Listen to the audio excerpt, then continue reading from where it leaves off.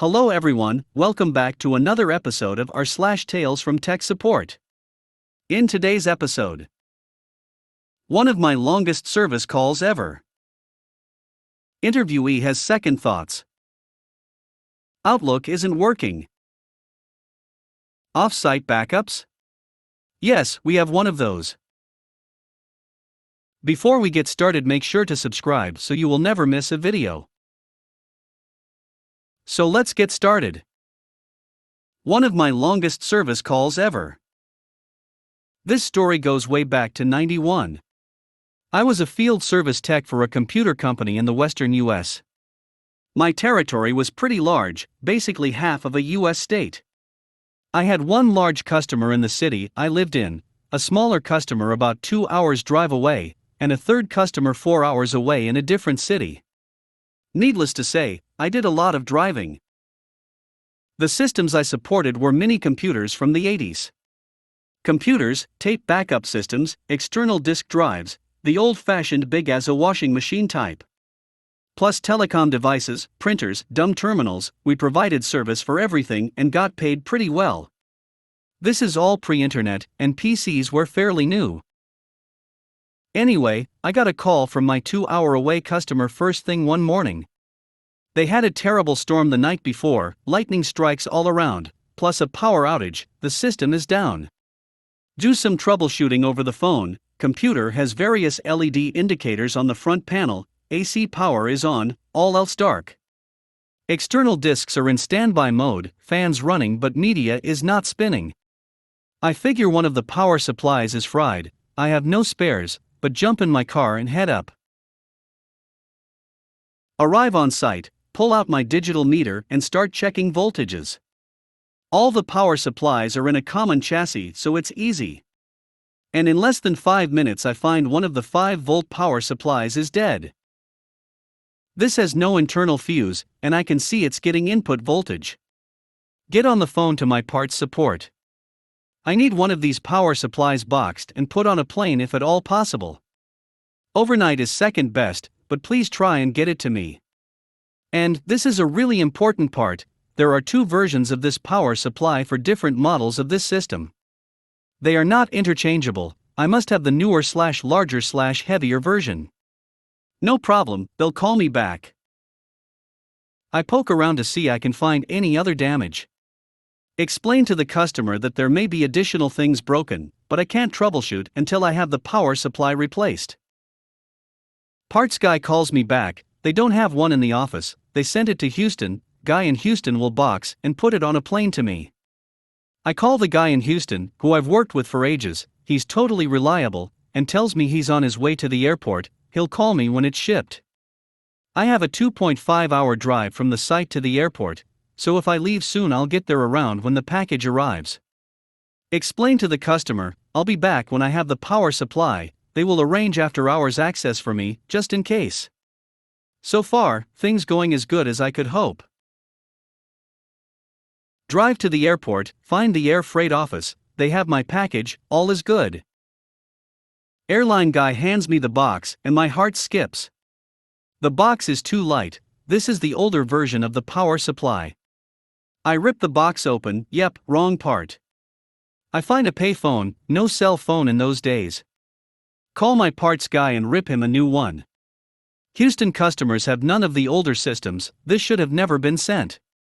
They check with the Houston guy, that's the only one he has. They promise to find the correct part for me. I call the customer, sorry, wrong part, we're working on it. I'll call them back, might be tomorrow before I have it. Customer is pretty cool, glad I'm keeping them in the loop. I head home and wait for an update. Parts guy pages me, remember pagers, he's getting the part from our East Coast office. They will overnight it to the customer. I agree, since if they overnight it to me, I won't get it until after 10 a.m., then I have to drive up. I'll drive up and be waiting for it. Cool. Call the customer, there's a wrinkle. The customer is a government installation, all package deliveries go to the central warehouse, sometimes it takes hours to locate stuff, arg. I call my parts guy back, can they overnight it to me instead? He calls and checks, no, it's already gone. Call customer back and explain. Okay, we'll work with what we have. Next morning, drive to the site, meet with me contact, and we head over to the main warehouse. Guys there ask what the PO number is, that's how they track everything. Explain that there's no PO number, it's a spare part, small box, blah blah. Guys kind of ham and ha, after some moaning and groaning agree to look for the box. After some time, they find the box, it's been opened, looking for paperwork I guess, but it's the correct power supply. Hooray! Back to the machine room, install the power supply, all LEDs light up, all voltages check correctly, now just boot up and away we go. Except the boot fails, first disk drive which contains the OS faults. Clear the fault, try again, same thing. Okay, this happens sometimes, disk file system got corrupted due to power or lightning. There's an alternate procedure to boot into maintenance mode from a tape, from here I can reformat the disk, restore the OS, and then boot normally. And I'll be able to check the other two disks for damage and data loss. Find the correct tape, get the system booted up, I'm feeling okay about the CPU at this point, and start formatting the disk drive. Normally takes about an hour, fingers crossed. After getting the part of the formatting, program fails. Too many errors on the media, the format program cannot work around them. This is bad. I'm thinking if one disk is bad, what about the other two? Call my tech support guy, he shares my concerns. He will get our parts guy working on find new media for me while I work. He suggests changing the addresses on the disk drives so either the second or third is the first and try to format it. This will erase all data on this disk, so I check with the customer. They are okay with this, it means they will have to do a full restore from tape, but if it will speed things up, they are in. I change the addressing, which is really easy, and try to format a different disk. No luck, fails in a similar matter.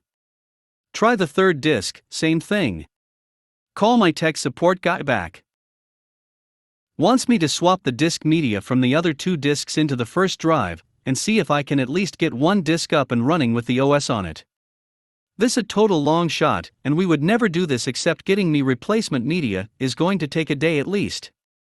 Customer doesn't care, their data is gone anyway, so they are looking at the full multi-hour restore. Swap media from the second drive to the first and try to format. Fails like before, media cannot be formatted. Try the third media, same result. Call my tech support guy back, I need 3 sets of media, and I need them as fast as I can get them. I'm also thinking that each set of media, called an HDA, head disk assembly, comes on a small pallet in a special foam/box, I can maybe fit one in my car, but not 3. Each HDA weighs about 70 pounds. My support guy calls back. They are having 3 HDAs air freighted to me, they'll arrive at the airport that night. Call my wife and ask her to get on the phone and rent me a van at the airport. It can be a minivan, I'll take the seats out. Talk to the customer, update them, I'll be working all night most likely, is that okay? Sure, they give me a key and notify security that I'll be there. Call my wife, she found me a minivan, rental car guys are cool, they'll pull the seats out and store them for me. Back into my car and head to the airport.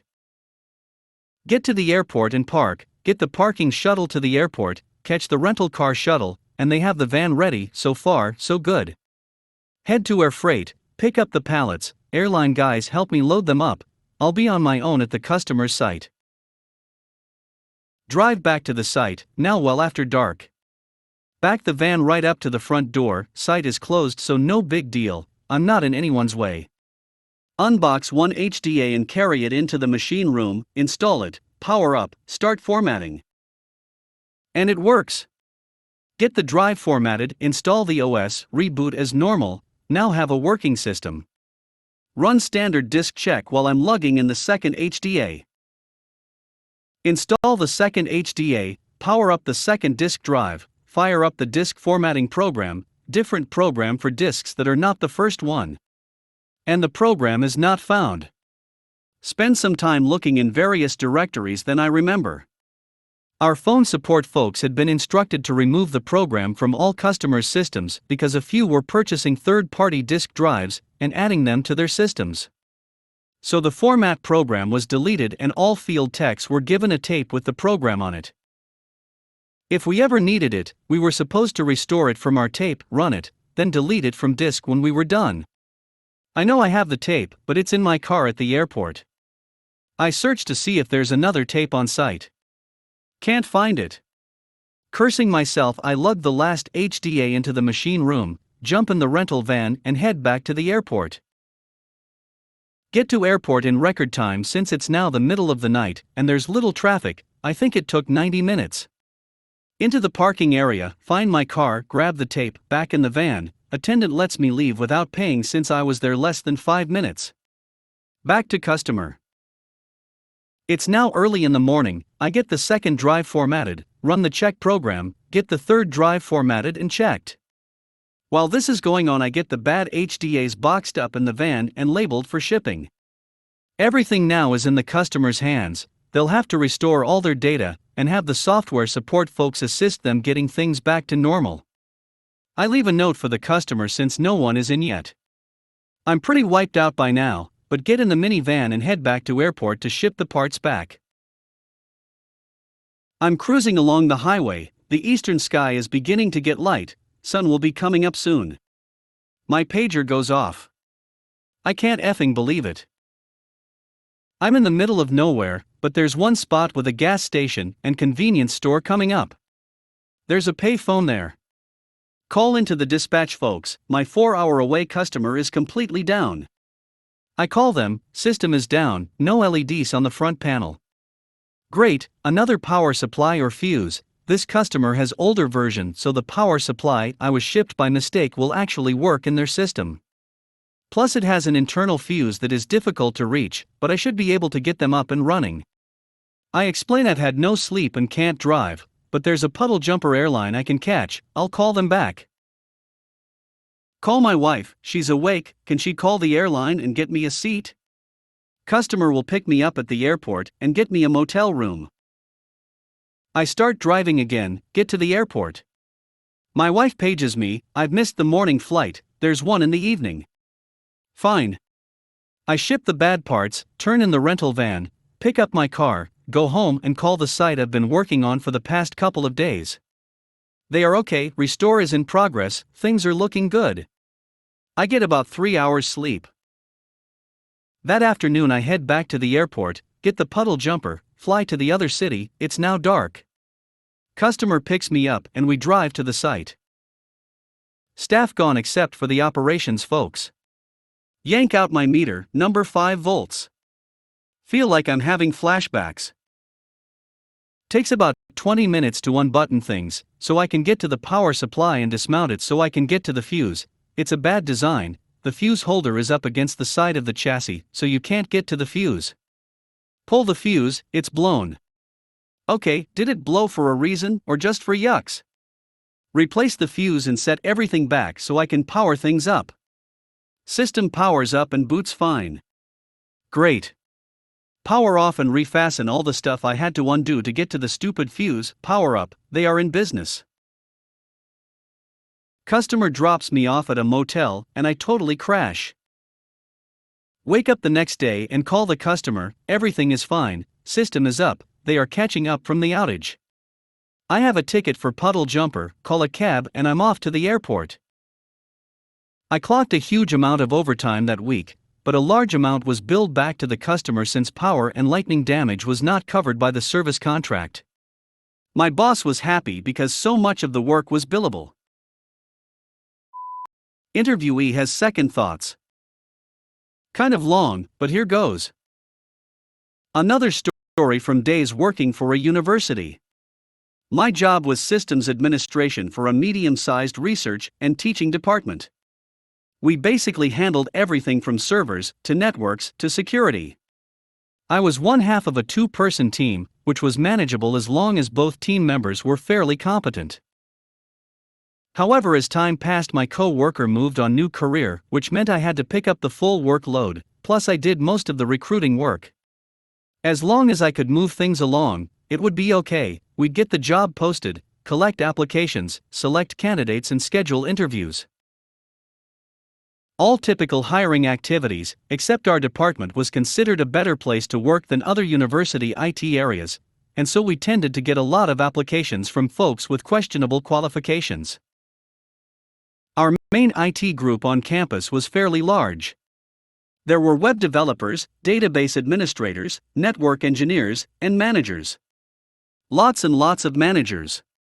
A fair number of these managers were old-timers whose skills were pretty rusty, but they were making fairly high salaries and counting the days until they could retire with a nice pension. This meant there was little room for advancement for folks doing the actual work, so these folks tended to apply to our positions since we paid better, plus it was a cooler job. Anyway, on this particular hiring cycle, I got several applications from people who had very limited experience in what we needed. If these applications had come from outside, I would have rejected them out of hand, but HR warned me that folks that were already university employees were more likely to protest if we didn't interview them, and this would delay our hiring, and basically it would make more work for me, so better interview them at least. So, I scheduled interviews for the 3 internal applicants, rolling my eyes as I did. One candidate was clearing looking for a management job, and it became clear that he wasn't interested part way through the interview. 1 down, 2 to go. This story concerns the second candidate. The third will have a separate post in the future. The second candidate had been doing database administration, but had some basic sysadmin experience. I reeled off the services we provided, an overview of our network topology, and user requirements. The candidate got very quiet while I recited this longish list, and then asked, "How big is the team?" No one had ever asked this before, but I just raised my hand and said, "You're looking at it." Candidates' eyes got very large, and it was clear they were uncomfortable. We ran through the rest of the interview, but it was clear to the entire panel that this person was not interested. Frankly, they looked scared to death, which was fine with us. We managed to hire someone from outside, who turned out to a super co-worker. Outlook isn't working. Okay, so this is my first post here and one of the few posts I've made on Reddit. Just wanted to share this story. I get a ticket from a client stating that he cannot access his emails. He said he could access them last Thursday, but has not received any new emails since Thursday. I say, "Okay, no issue, can I connect to your PC?" He says sure. I ask him to open his web browser. He says, "What?" To which I reply, "Google Chrome or Microsoft Edge, whichever you prefer." He again asks what? I say, "When you look something up on the internet, can I get you to go there?" He says, "I'm going to go get some help." I don't know what you're asking. Internally I'm screaming pleaseeee. He brings in a coworker and she is able to open a browser, so I can connect to the PC. I remote in and am looking at his Outlook, and it is asking for his password. I ask him to enter it, and he's like, "A password? I don't know any password." At this point, I'm debating how he is able to use his computer at all. I ask him, "When you get into work in the morning, what password do you enter to log in?" He's like, "OHHHHH," tells me his password. I enter what he told me, but it was invalid. I ask him, "Are you sure that's the correct password?" He says, "Yes. I use it every day."